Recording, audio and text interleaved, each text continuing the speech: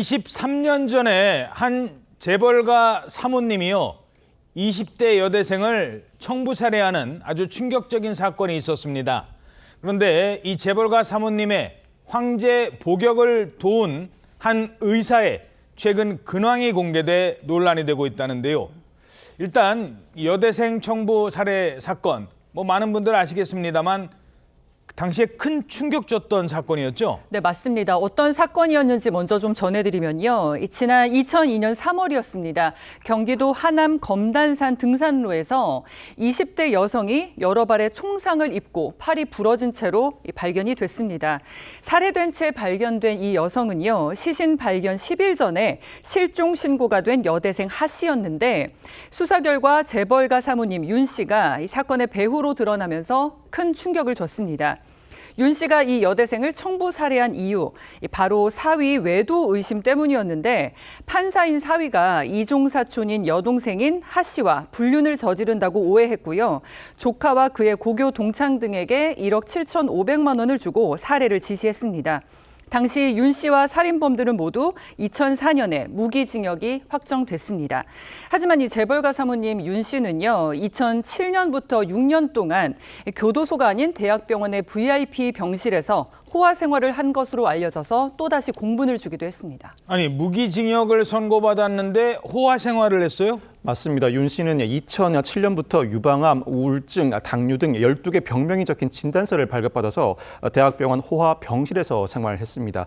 2007년 7월 첫 집행 정지를 시작으로 2014년 1월까지 40여 차례에 걸쳐서 입원과 퇴원을 반복하면서 특실병원에서 생활해온 것으로 알려지고 있는데 무기징역을 선고받고도 이와 같이 형 집행 정지를 이용해서 하루 입원료 100만 원에서 200만 원 상당의 VIP 병실에서 호화 생활을 즐겼던 셈입니다. 심지어 병실에서 생활하면서 수시로 외출을 하기도 했습니다. 야, 진짜 아팠던 건 맞습니까? 전혀 아니었습니다. 어허. 검찰 수사 결과 남편이 윤 씨의 주치의한테 1만 달러를 주고 허위 진단서를 발급받았던 것으로 드러났습니다. 그러니까 형 집행정지 제도를 악용해서 허위로 진단서를 발급받아서 호화 생활을 즐겨왔던 건데 결국 남편하고 주치의는 구속돼서 재판에 넘겨졌습니다. 그래서 남편은 징역 2년에 집행유예 3년을 받았고 허위 진단서를 발급해준 박모 교수는 벌금 500만 원형이 확정이 됐습니다. 당시에 그에 대한 공분이 굉장히 크게 일어나서 윤 씨가 머물렀던 것으로 추측되는 병원과 담당 주치의 신상까지 인터넷에 떠돌기도 했었습니다. 자, 이 주치의한테 돈 주고 이런 허위 진단을 받은 거예요. 많은 공분을 일으켰던 재벌가 사모님의 황제 복역 사건이었는데, 그런데 그때 허위 진단서 발급해준 담당 주치의의 최근 근황이 알려졌다고요? 그렇습니다.